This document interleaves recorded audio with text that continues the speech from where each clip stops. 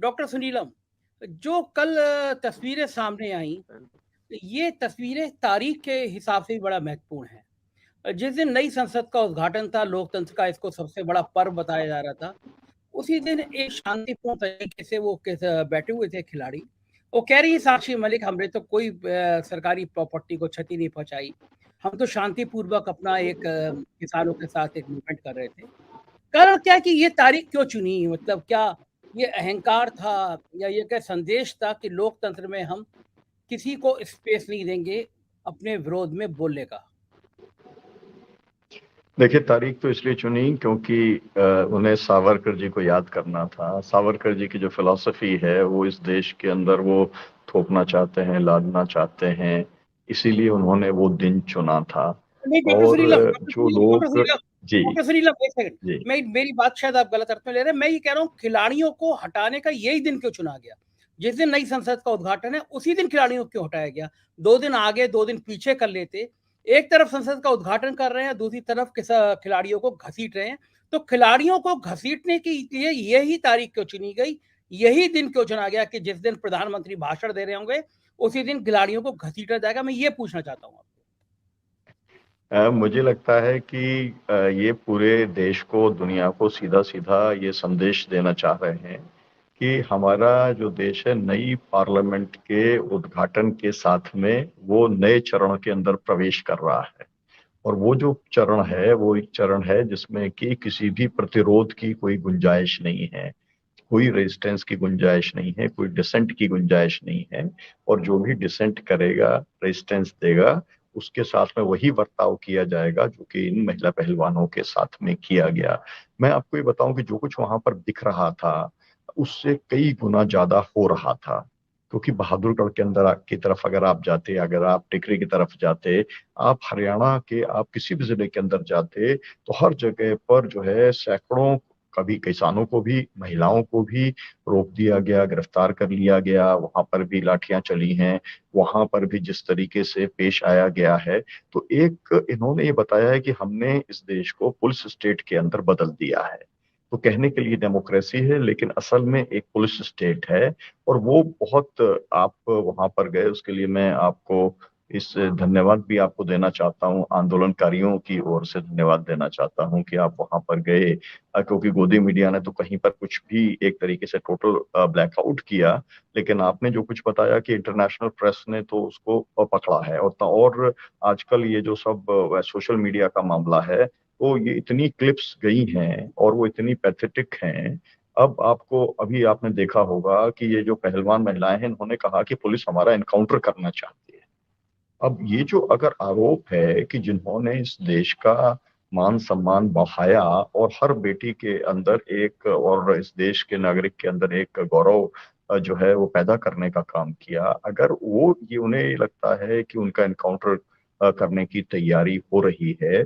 और आपको मालूम है, आप तो यूपी से आते हैं, हालांकि मैं भी अभी वहीं पर बैठा हूँ लखनऊ के अंदर, कि बिल्कुल सरेआम जिस तरीके से अतीक अहमद को गोली मार दी गई, जिस तरीके से आपने देखा है कि आजम खान की सदस्यता जिस तरीके से ले ली गई, जो भी कुछ हुआ है वो सब सामने है। तो ये असल में एक न्यू नॉर्म है, ये न्यू इंडिया है।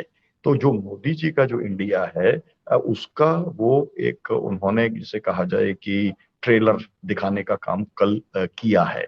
लेकिन इससे मुझे लगता है कि जबरदस्त गुस्सा लोगों के अंदर पैदा हुआ है, नाराजगी पैदा हुई है। मतलब कल मैं, क्योंकि लखनऊ के अंदर तमाम सारी जगहों पर गया, 8-10 जगहों पर गया, बहुत संभ्रांत लोग, बड़े लोग, वो सब लोग कह रहे थे कि अरे ऐसा नहीं होना चाहिए भाई, ये तो ठीक नहीं है। मतलब सब लोग जो कि नॉन पॉलिटिकल लोग हैं, जिनका राजनीति से लेना देना नहीं है, उनके मन में भी इन खिलाड़ियों के साथ जिस तरीके से हुआ, उसके प्रति बहुत एक सहानुभूति पैदा हुई है। और मुझे लगता है कि जो कुछ हुआ है, उसकी कीमत जो है वो मोदी सरकार को चुकानी पड़ेगी। लोग जो है लोकतंत्र के अंदर हिसाब किताब जो है आने वाले अभी विधानसभा चुनाव, अभी आपने देखा कि कर्नाटक के अंदर लोग हिसाब किताब कर चुके हैं। अभी आप देखेंगे कि जो बची हुई अभी जो 3-4 राज्यों के अंदर और चुनाव होने हैं, वहां भी जनता हिसाब किताब करेगी और 2024 के अंदर भी हिसाब किताब की तैयारी जनता की ओर से हो रही है, क्योंकि उसका मन बन रहा है, क्योंकि कोई भी पुलिस स्टेट नहीं चाहता। जो बात आपने कही वो सबको लगती है कि भाई बेटियों से, अपनी बेटियों से, घर की बेटियों से, और जिनके साथ खड़े होकर के आपको फोटो खिंचाने में जो है खुद को एक गर्व महसूस होता है, ऐसी बेटियों से बात करने के अंदर क्या परेशानी है। उसका दूसरा पक्ष है।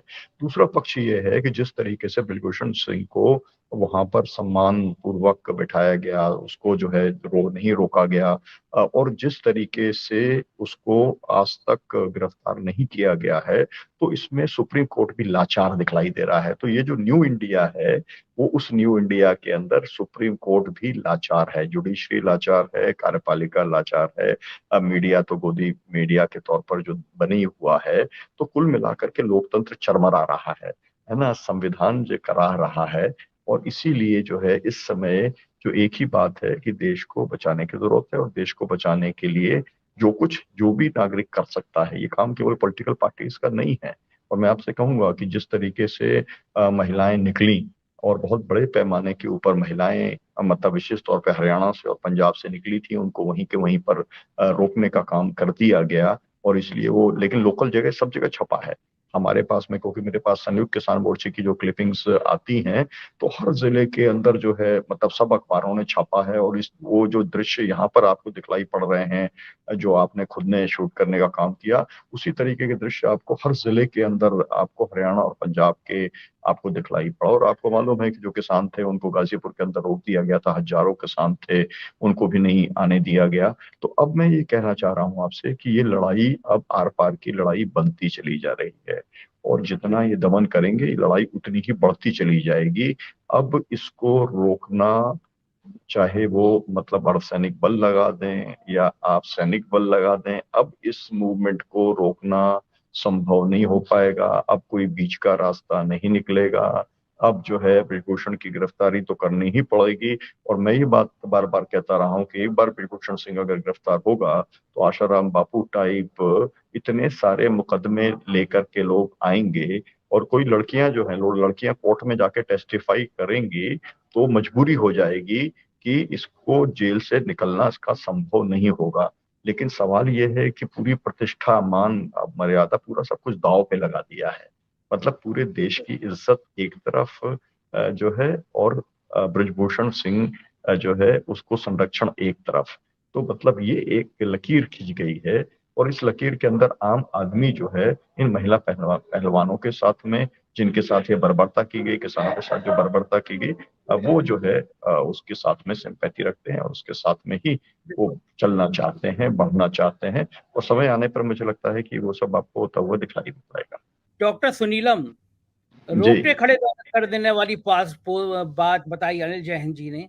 एक राज्य का डीजीपी कह रहा है कि अभी तो तुम्हें कचरे की डिब्बे में की तरह घसीट के कचरे के डिब्बे में डाला है, गोली मारेंगे, पोस्टमार्टम की रिपोर्ट में मिलेंगे। ये देश में एक रिटायर्ड आईपीएस की भाषा हो सकती है, वो भी जो डीजीपी रहा हो।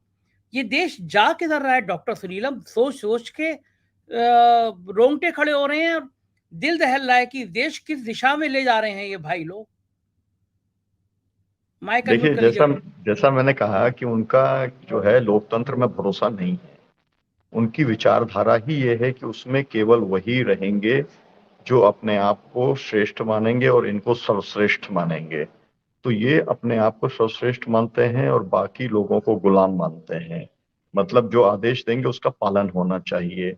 अब अगर आपके साथ में जाति हो रही है, तो वो जाति सहते रहो, आपको कुछ बोलने की जरूरत नहीं है।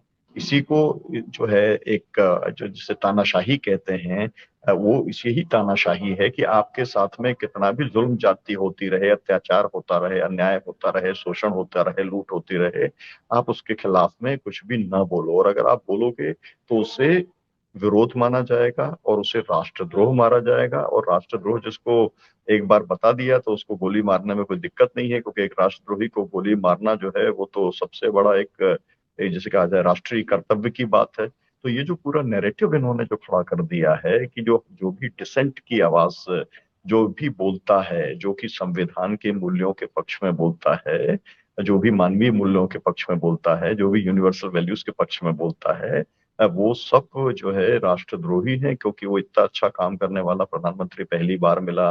पहली बार 2014 को आजादी जब मिली तो उसको एक कंट्री को शेप देने की कोशिश कर रहा है, और ये लोग हैं जो उसको काम नहीं करने दे रहे, जो उसको डिस्टर्ब करने का काम कर रहे हैं। देखिए, इतनी बड़ी नई संसद बना दी, सेंट्रल विस्टा का प्रोजेक्ट 25,000 करोड़ का जो है वो उसको साकार करने का काम है। कौन कर पाया? नई पार्लियामेंट कौन बना पाया? इन्होंने बनाने का काम किया।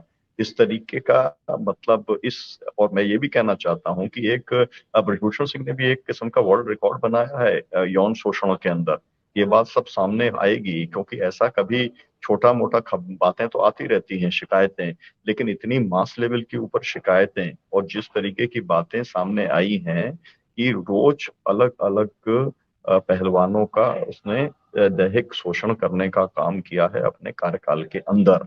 और अभी क्योंकि वो जेल के बाहर है, अगर वो व्यक्ति जेल के अंदर जाएगा तो मैं बिल्कुल पक्का कह सकता हूं कि इतनी भयावह तस्वीर निकल करके आएगी, और तब जो है भारतीय जनता पार्टी का असली चेहरा, नरेंद्र मोदी जो है उनका असली चेहरा जो है वो सामने आ जाएगा।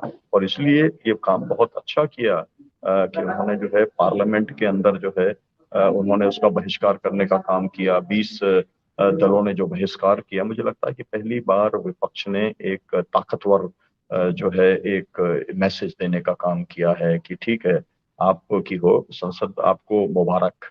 मुझे लगता है कि इसी तरीके के तेवर के साथ में आगे बढ़ने की जरूरत है विपक्ष को, और अब सड़क पर आने की जरूरत है। अब वो समय चला गया जब आप डेलीगेशन से कुछ कर लो, राष्ट्रपति से मिल जाओ, ज्ञापन दे दो और अपना जो है पार्लियामेंट के अंदर प्रतिकार कर लो। अब सड़कों के ऊपर आना पड़ेगा। और मैं तो ये कहूंगा कि अगर जो है पार्टियों को चाहिए कि विपक्ष की जो 20 पार्टियां हैं वो ऐलान करें कि हमारे सांसद भी अब यहाँ पर पहलवानों के साथ में बैठेंगे। हम लोग भी जगह जगह पर रैलियां निकालेंगे गिरफ्तारी की, हम लोग भी जगह जगह पर पुतले जलाने का काम जो है ब्रजभूषण सिंह का हम लोग करेंगे। इसमें लोगों को उतरना ही पड़ेगा।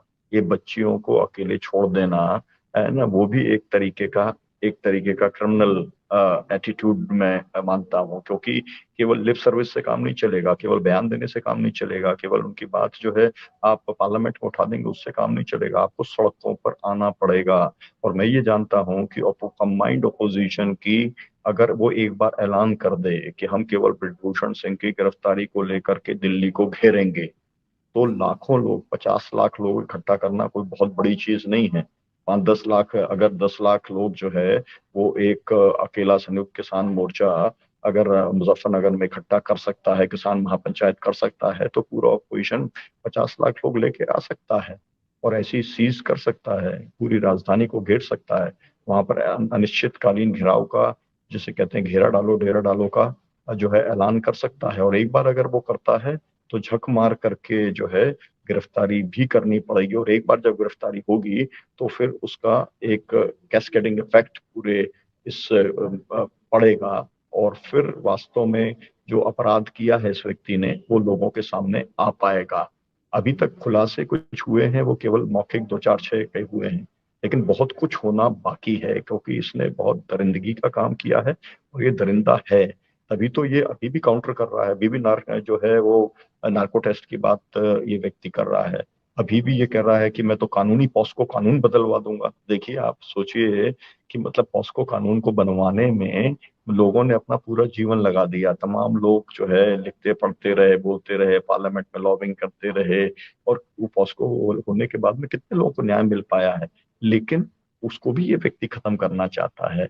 तो ये इसके पीछे पूरी एक ताकत है, और वो ताकत असल में जो है वो भाजपा की ताकत है, वो संघ की ताकत है, उसके साथ जुड़े हुए संगठनों की ताकत है। कुल मिलाकर के यही, इसी को मनुवाद बोलते हैं, इसी को ब्राह्मणवाद बोलते हैं, इसी को जो है वो पुरुष प्रधान समाज का विकृत रूप जो है कि हम पुरुष हैं तो हम कुछ भी कर सकते हैं, क्योंकि स्टेट हमारे साथ खड़ा है, सरकार हमारे साथ खड़ी है, और अब तो आपने बताया कि पुलिस के बड़े बड़े अधिकारी खड़े हैं।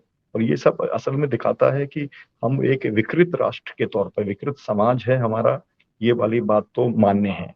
इसमें मतलब पार्टियां आती हैं जाती हैं, सरकार है, लेकिन हमारा समाज विकृत समाज है, इसमें कोई शक नहीं है। लेकिन ये विकृत राष्ट्र भी जो है वो हो गया है, जो बहुत ही लाखों लोगों की कुर्बानी के बाद में जो देश को आज़ादी मिली थी, अब वो भी आज़ादी जो है अब छीनने का काम और उसको इस स्तर पर विकृत हो जाएगा, क्योंकि ये वेलफेयर स्टेट है। ये जो है राष्ट्र राज्य जो है इसका इसका जो चरित्र है वो वेलफेयर स्टेट का चरित्र है। वो अभी तक खत्म नहीं हुआ है कॉन्स्टिट्यूशनली, तो उसको भी खत्म करने का काम किया है। तो मुझे लगता है कि ये बहुत ही ज्यादा शर्मनाक है और इसमें तो देश के नागरिकों को ही उतरना पड़ेगा। मुझे लगता है कि अगर पार्टियां उतरने को तैयार नहीं हैं तो फिर लोगों को ही, और ऐसा ही अगर इसको प्रॉपरली, असल में एक मामला लीडरशिप का है। ये भी मैं कहूंगा आपसे कि मामला क्या है कि जो महिला पहलवान है, सब लोग ये कह रहे हैं कि भाई आप जो तय करोगे हम आपके साथ खड़े हैं, है ना। तो लेकिन जो है वो कोई बाहर का आदमी डिसाइड नहीं कर सकता इसकी आगे ठीक की बात। दिशा क्या होगी। वो तो महिला पहलवान डिसाइड करेंगी और ऐसा होना भी चाहिए कि जिसको जो चला रहा है, लीड कर रहा है, वही डिसाइड करे। लेकिन अब वो समय आ गया है कि एक बड़ी कोऑर्डिनेशन कमेटी आंदोलनकारियों के साथ में उन्हें बनानी चाहिए और वो फिर कॉल देंगे तो उसका एक बहुत बड़ा इम्पैक्ट होगा। और क्योंकि हम लोग ऐसे लोग हैं, जन आंदोलनकारी जो हैं, कि जिसका आंदोलन होता है उसकी लीडरशिप ही तय करती है उसका कोर्स ऑफ ठीक बात। एक्शन, और बाकी सब लोग उसके साथ खड़े होते हैं। तो अभी जो हो रहा है वो उसी तरीके से हो रहा है, लेकिन इसको मुझको लगता है कि चेंज करने की जरूरत है। एक ब्रॉडर लीडरशिप बनाने की जरूरत है और बिल्कुल एक, जब तक टारगेट अचीव ना कर लें तब तक क्या क्या करना है उसकी क्लैरिटी एकदम आने की जरूरत है। संयुक्त किसान मोर्चा साथ में खड़ा हुआ है, महिला पहलवानों के तमाम सारे ट्रेड यूनियंस खड़े हुए हैं, सारे मानवाधिकार संगठन खड़े हैं, महिला संगठन खड़े हैं। तो मुझे लगता है कि जो है अंततः नतीजा जरूर निकलेगा।